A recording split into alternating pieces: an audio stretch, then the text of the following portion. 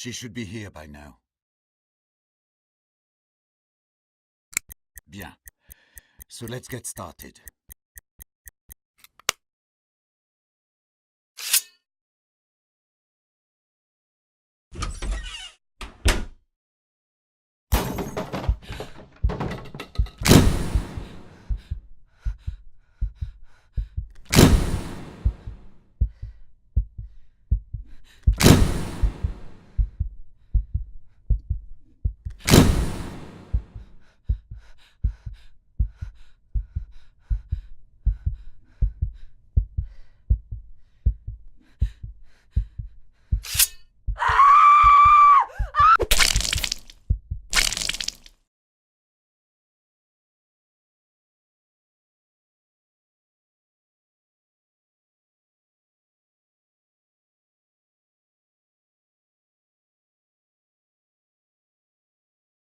Monsieur Eaton! Monsieur Eaton!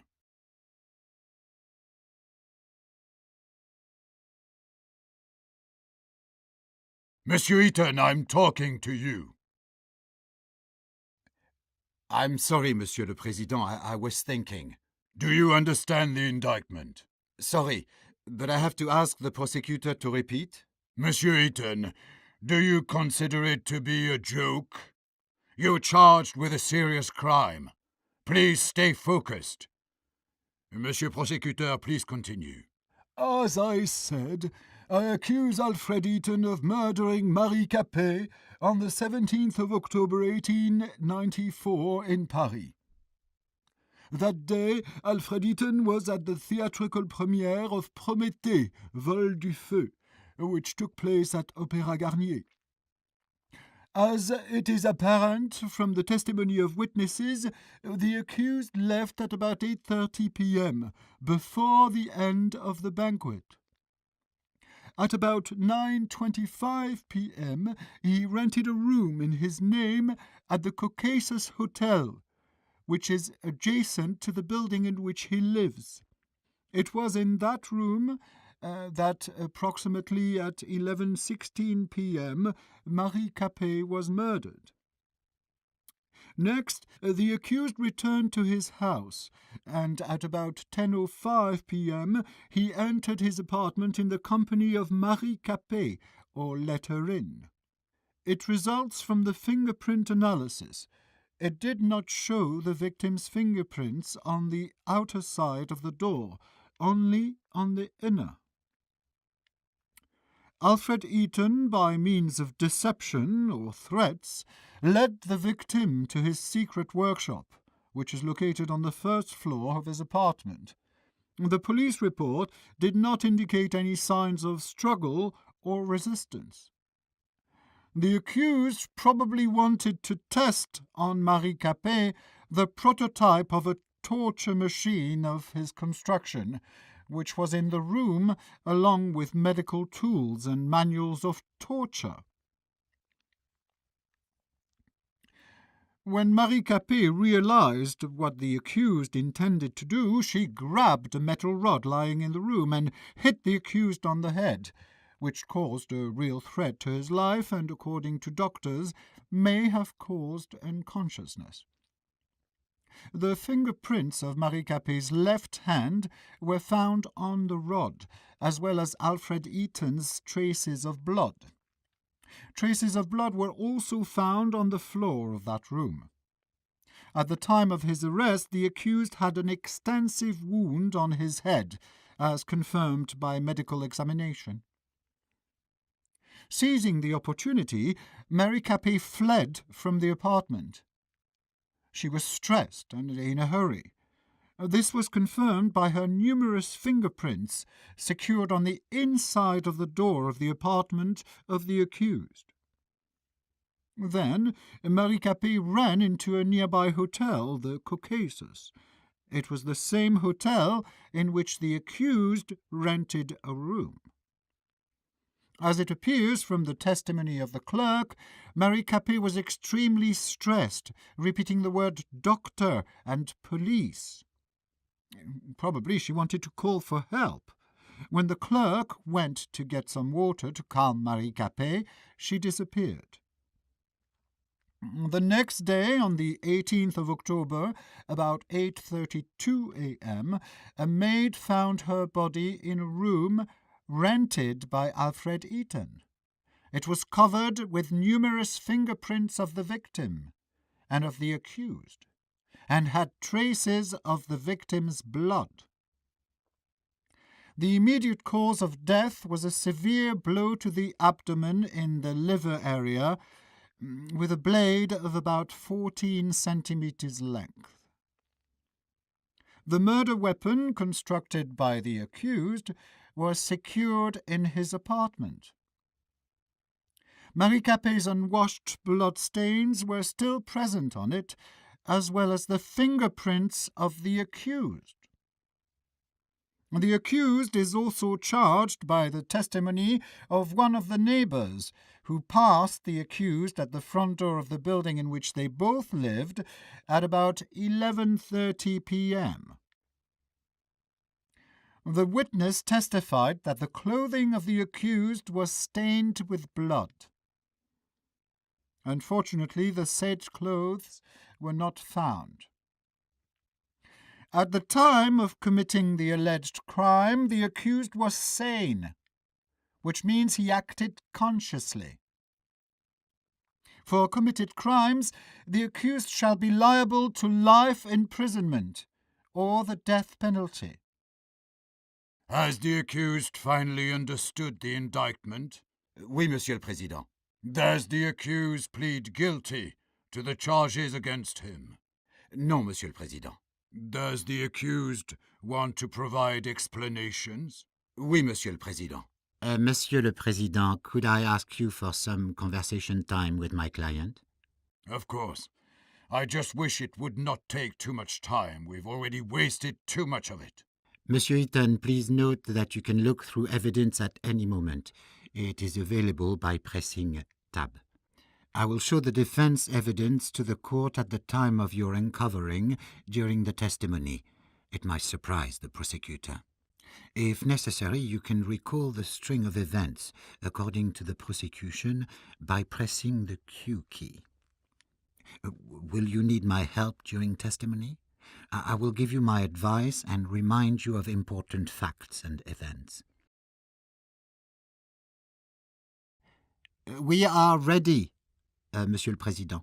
Then let's get started. Monsieur Eaton, what were you doing on October 17th, 1894, from 8 to 12 p.m.?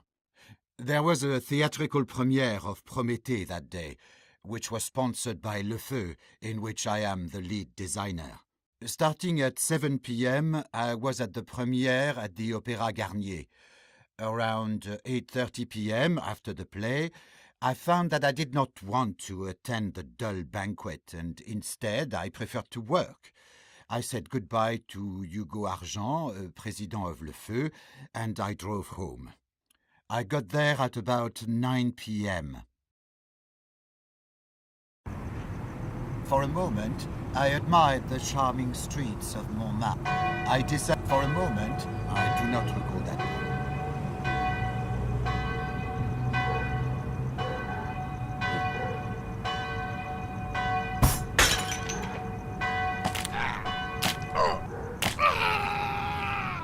I entered the Café de Paris cafeteria.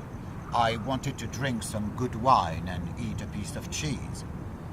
A group of Parisian rabble tried to throw me out, screaming that there was no room for gypsy thieves. They beat me and threw me into the street. I was all covered in blood.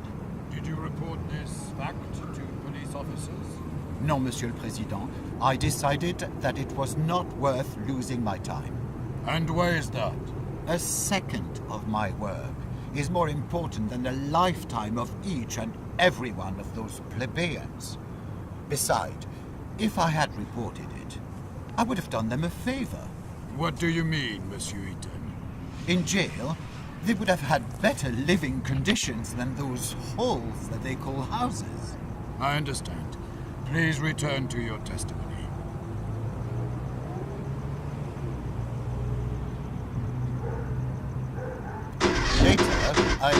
start the car and go for a ride, but it ran out of fuel. From l'Opéra Garnier, I already returned on fumes, so...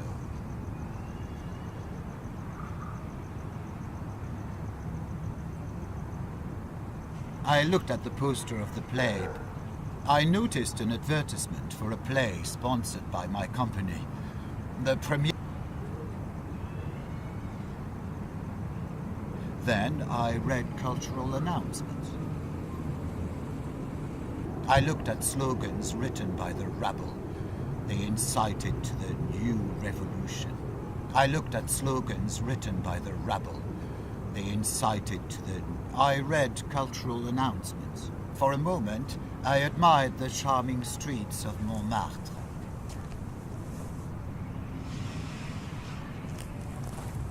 I opened the door and walked into the Caucasus Hotel.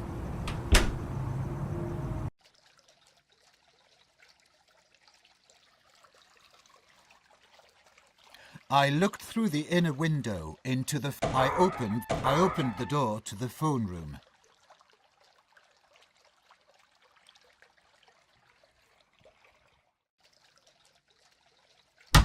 Next, I wanted to open the door to the restaurant, but it was closed because of the late hour. Next, I threw a few francs to the fountain in the hotel. Apparently, the clerk noticed my state, but the rules of savoir-vivre did not let him make any commentary. I wanted to rent a room in a hotel, but the clerk said that a room had already been rented in my name. He said it's on the top floor and gave me a spare key. I must add that the conversation with this man was not held at about 9:25 p.m., as according to his testimony, but at a different time. Monsieur Eaton, do you claim that you did not rent that room? Oui, Monsieur le Président, but I knew it could not be a coincidence. The name Ethan is not that common. So you tried to learn more from the clerk? Yes, however, he hid behind his professional secrecy. I knew he wouldn't tell me a thing. I do not understand one more thing. You live next to the hotel, so why did you want to rent a room there? Sometimes I meet up with some girls of the Moulin Rouge, and due to my reputation, I prefer not to do it in my apartment. Did you meet Marie Capet face to face? No, Monsieur le Président, never. I understand. Please continue. I wanted to check the guest book, but I couldn't do that with the clerk nearby.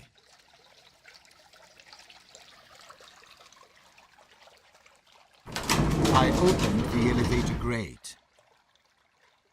I took the elevator to the second floor.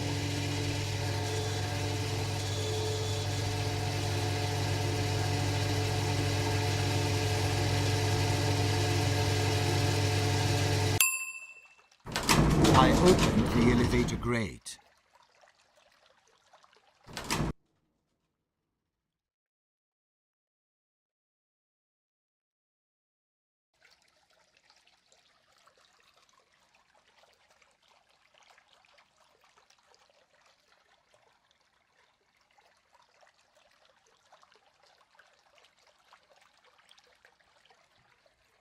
Then I opened the inner door.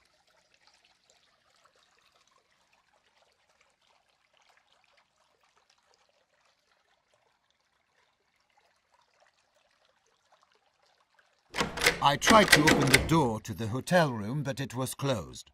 Why did you want to open that door?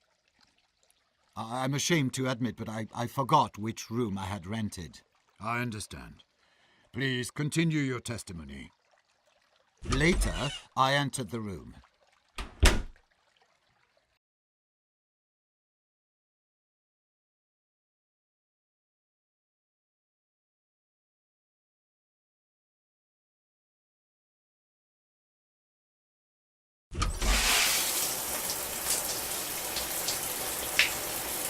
I took a bath, washing away any traces of blood.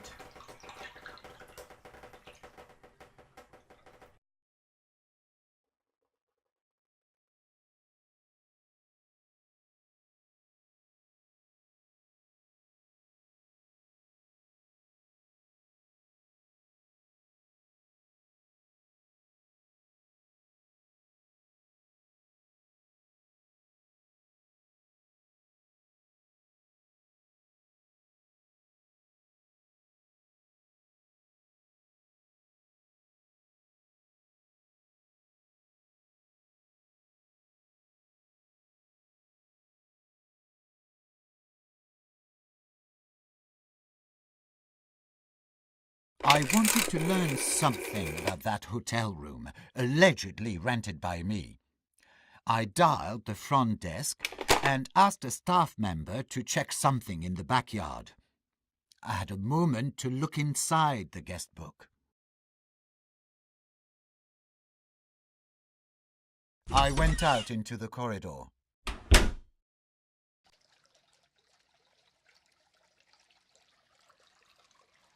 Then I opened the door. I opened the elevator grate. Later, I took the elevator to the ground floor.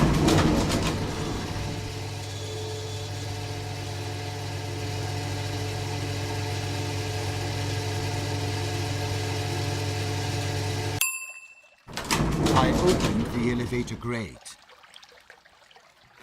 I checked the guest book. There was my surname, and a signature which I recognized immediately. It was the signature of my father. Monsieur le Président, the evidence mentioned by my client has already been presented by the prosecutor. But I must add that we commissioned the handwriting expert. This is the proof marked with number 1. It states that the signature appearing in the hotel guest book really belongs to Antoine Eaton, father of the accused.